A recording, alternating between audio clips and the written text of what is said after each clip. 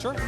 So this is the NEX-FS700. This is a new camera for us. We introduced it right here at NAB. The imager itself in this camera, the FS700, as opposed to the 100, it's just a different animal altogether. Same size imager overall, Super 35, but again, 4K resolution as opposed to the better than 2K resolution that the FS100 had. So again, just a newer product, a newer imager, new capabilities such as the super high frame rates. We've got the ability to essentially go again from the traditional frame rates, the 24 frames, the 30 frames at the full res. We can even go all the way up into the beyond 120 frame rate capacity, but still being full res. By the time we get up to the 960, then we're doing some things, of course, to reduce the overall amount of data rate, because of course at 960 frames per second at 4K, that would be a lot of data.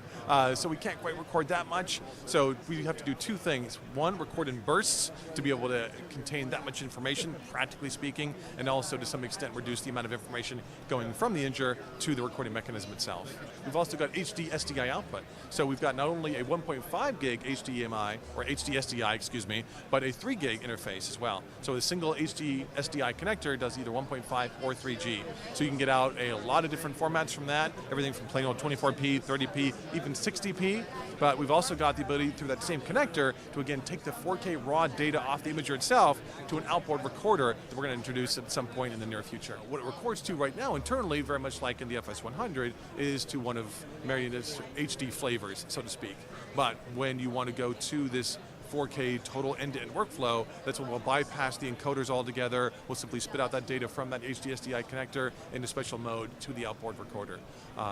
We haven't really set pricing yet on whether or not to be an upgrade fee to go to 4K, that sort of thing, so those details are yet to come.